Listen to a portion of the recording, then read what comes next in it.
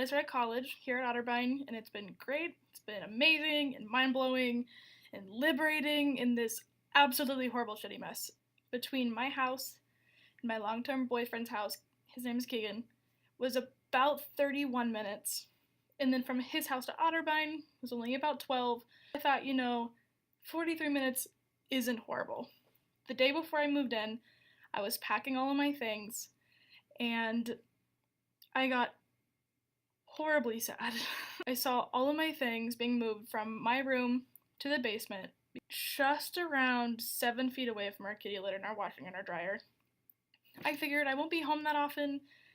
It won't be horrible. I'll sleep in this child-sized bed only every few weekends. That night, I moved all of my things to my car. The next day was move-in day. So it was a Sunday, and I'm not gonna lie, I did almost none of the moving. My boyfriend, Keegan, who is a mover, he has great arms, you should see them, moved all of my things while I unpacked, and it was great. My roommate was there and her family was there, and I was kind of like, okay, yeah, this is good. Everything will be good. When everyone finally left and the air kind of settled, I realized how absolutely horrible this whole college thing is going to be. And instead of confronting these feelings, I just kind of forgot about all of them. It was freshman week. There's literally something going on 100% of the time. It was exhausting and amazing, but it only took about 5 days of freshman stuff before I had to take a break. I did that little 12-minute drive from Otterbein to my boyfriend's house to completely get away from all of the chaos that I was realizing that college was going to be. And I really should have listened to that feeling that was in my gut. I was diagnosed with depression probably my freshman year of high school. I was hospitalized. And so then I kind of survived high school by taking so many different things. I kind of tested out everything from Prozac to Wellbutrin to Lexapro, Lexa, Zoloft, the whole 9 yards. I was pretty much like a walking antidepressant commercial for a couple of years. I believe it was my senior year of high school that I stopped taking antidepressants just because I was horrible at taking them. And there's one thing about antidepressants, if you forget to take them, it's worse than not taking them at all because it just messes with your brain chemistry. So I stopped taking them. I never really had to endure a true stress test against my depression. First week of college came up. It was great. I was super successful in my classes. I was successful in math, and I was successful in Spanish. And I randomly became this morning person, which is a whole lot like a fish breathing air if you ask anybody that I graduated with. I started doing homework in the mornings, and on top of it, I made all these amazing friends. My roommate, Kat, is the best person that I have met in college. She keeps me sane. She is so funny. I come in the morning sometimes and she talks in her sleep, and it's hilarious. The other morning she sneezed and then blessed herself and then fell back asleep. Anyway, I made wonderful friends, and we would get dinner and we'd people watch, and life was great.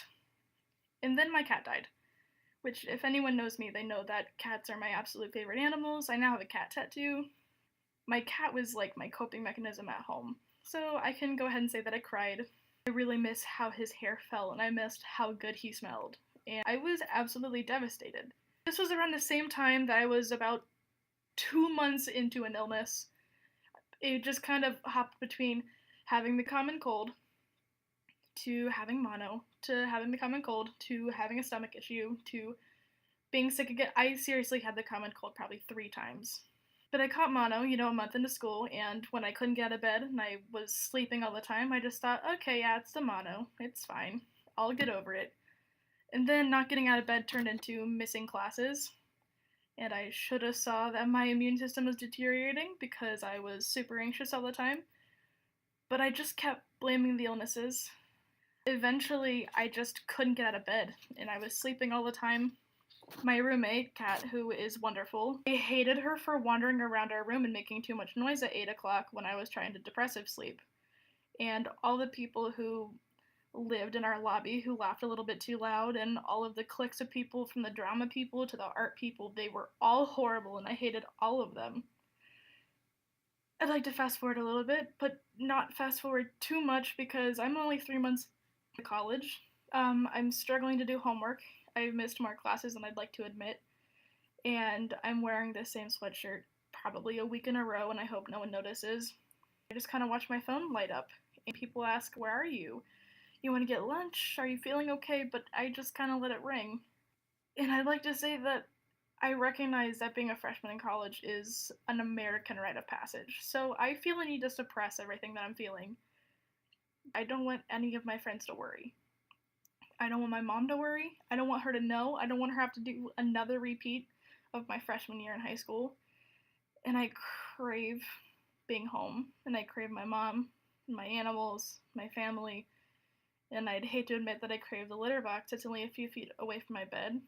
But I'll be okay. I'll be okay. I'll be okay.